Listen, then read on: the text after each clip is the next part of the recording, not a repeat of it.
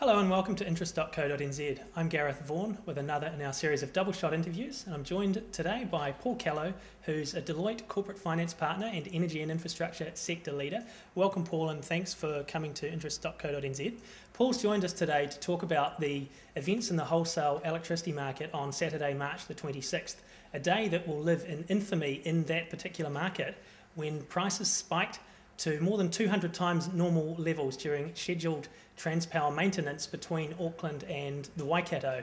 A group of companies, including Mighty River Power and Meridian Energy, others such as ASB and Air New Zealand, have complained to the Electricity Authority and have pointed the finger at SOE Genesis, which they say had the Auckland market cornered during the outage through its Huntly power station and exploited this. Now, the Electricity Authority has launched a couple of investigations into the events of Saturday the 26th. Now, Paul, what's your take on how and why this happened? It's very simple. I think you summarised it there, Gareth. It was basically a constraint in the system. Transmission capacity was taken out of the system, and effectively what you had to do was meet local load from local generation because you couldn't import power. And then that was influenced by the bidding behaviour of the generators who were in that area. Look, this seems to be an unprecedented event. Is that how you see it? That's certainly how some people are talking about it, describing it. And has it been brewing for a long time? I think that it's certainly an unprecedented event. I mean, nothing like this has happened in the market in New Zealand. It's certainly not unprecedented in other markets where you do get very high price spikes when you get these sort of conditions in the sort of physical transmission market. And in some sense, yes, it caught everybody by surprise. But in some respects, it's been not so much an accident waiting to happen, but it's certainly been that the conditions have been right for this kind of event. What's happened is people have got used to prices within a particular band, and when it strays out, and so what they've done is they have tended not to hedge and they've tended not to look for price security over the long term.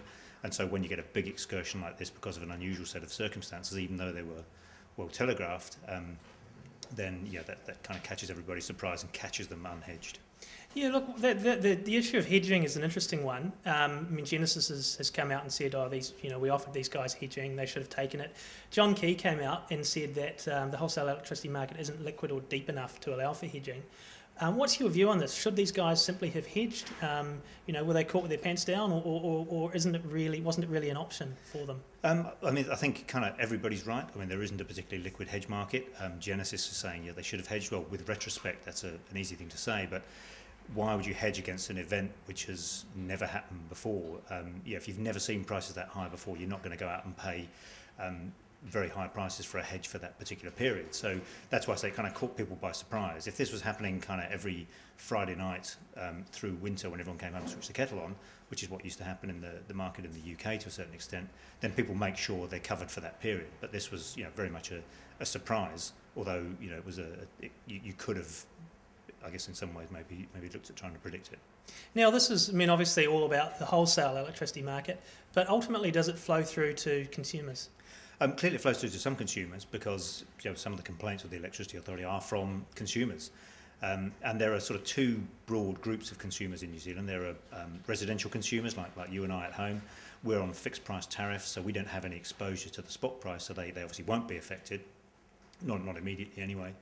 But there are larger industrial customers or larger commercial customers who do wear some spot risk. They choose to take spot risk because prices have been stable and they've not needed to hedge. And those people will certainly get caught by this, and that's presumably the source of the complaints they've made to the EA. Look, now the Electricity Authority has launched a couple of investigations, what it calls an undesirable trading situation investigation, and it's a market performance investigation. What's your idea in terms of what could they do if they decide Genesis is at fault, or if it's not, what might they do, and do you think they're likely to actually satisfy anyone with their investigations?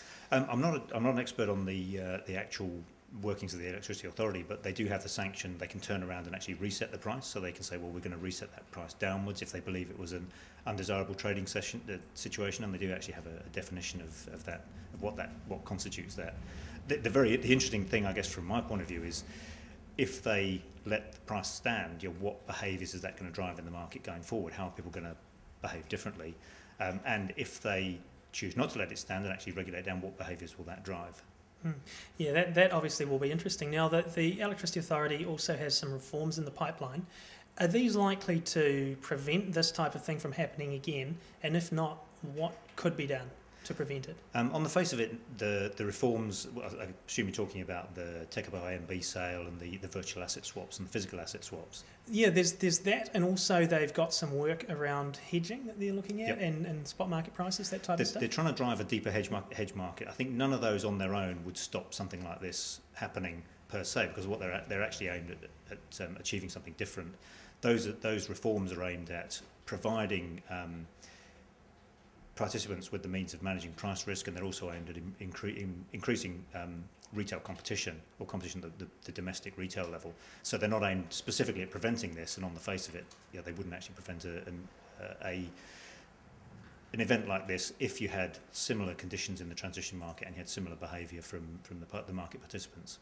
What could be done then, do you think, in your view, to prevent this happening again? Because clearly this isn't really a desirable situation. Yeah, I think if you sort of step back from it and say what was the problem that was trying to be solved with this event, is that the market has changed a lot since 1995-96 when the wholesale market was originally established. The nature of the participants has changed, the nature of competition has changed, the degree of vertical integration has changed, and so what the problem that has created is we've had a series of dry year events since.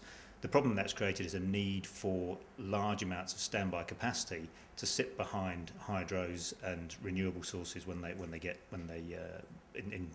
climatic conditions reduce the amount of generation. The problem that you've got is how do you reward market participants for holding that capacity in reserve, if you like. And I'm not talking about reserve just if a plant drops off. I'm talking about long-term firm capacity to support climate-dependent generation. And that's really the question that you're asking yourself. And this is effectively the market working the way it's allowed to work at the moment. And what happens is the providers of that capacity try to recover the full fixed cost of that over very short-term events. Other ways of doing that are to effectively build the cost of that capacity into the price of electricity over the longer term, so you don't get these big spikes. And effectively what you do is you build the cost of reserve capacity into the price of electricity paid for by people by participants who potentially got climate-dependent generation. And look, obviously the National-led government is saying that if it gets re-elected in November's general election, that it may look to sell minority stakes in some of the key players in this market, being Mighty River Power, Meridian and Genesis. If that goes ahead, do you think that will change the behaviour of these companies at all? I think it'll place commercial disciplines on those companies that they've probably not been subjected to quite the same extent to date. What that means is you're going to have a whole lot of shareholders to whom you're accountable, who are much more focused on the commercial and financial performance of the NC. I mean, government as a shareholder in the SOEs has a focus on that to a significant extent, but they do have other things that they're trying to achieve, and you'll basically free those companies from some of that political oversight that they've had to date. So you'll have quite a different set of disciplines on the management of those companies. Well, thanks for that, Paul. That's Paul Callow from Deloitte, and I'm Gareth Vaughan at interest.co.nz with another Double Shot interview.